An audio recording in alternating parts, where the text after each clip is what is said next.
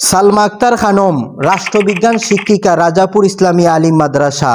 I repeat, রাষ্ট্রবিজ্ঞান শিক্ষিকা, রাজাপুর ইসলামী আলিম মাদ্রাসা। সে আমাদের কলিজার টুকরা রাসূলুল্লাহ সাল্লাল্লাহু আলাইহি সাল্লামের চরিত্র নিয়ে কটূক্তি করেছে, যা আপনারা স্ক্রিনে দেখতে পাচ্ছেন।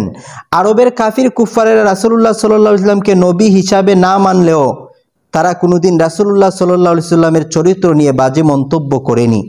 আর মহান আল্লাহ তাআলা নিজেই বলেন, ওয়াইন্নাকা লাআলা খুলুকিন আযীম, অবশ্যই আপনি মহান চরিত্রের অধিকারী। এরপরও সে বিশ্বনবী রাহমাতুল লিল আলামিনের চরিত্র নিয়ে বাজে মন্তব্য করেছে।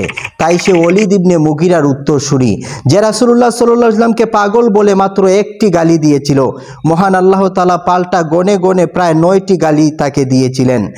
শেষের গালিটি হলো উতুল্লিম বাদা যালিকা জানিম, কঠোর স্বভাব, তদুপরি আরদ সন্তান। খোঁজ নিয়ে দেখেন এই সালমা আক্তার খানমও আরদ সন্তানই হবে। কই গেল আশিকে রাসূল দাবি করা সুন্নি জিলাফি পার্টিরা? কই গেল ডিজে তাহিরি? কই গেল জাহাঙ্গীর মলম? যে জাহাঙ্গীর মলম রেজাউল করিম আবরারকে কোথায় কোথায় জন্মের সমস্যা আছে বলতো।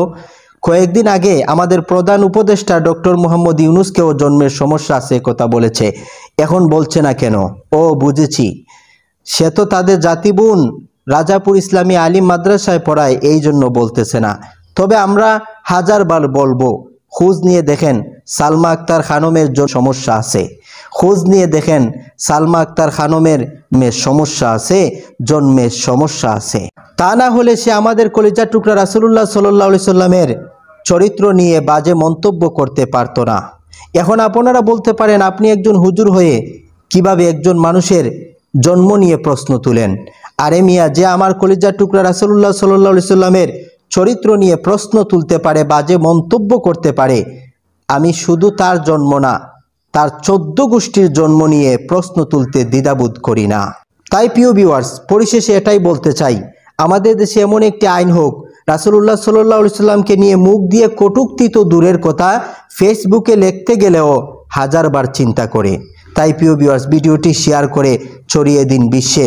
ফিদা কাবি ওয়া উম্মি ইয়া রাসূলুল্লাহ সাল্লাল্লাহু আলাইহি ওয়াসাল্লাম।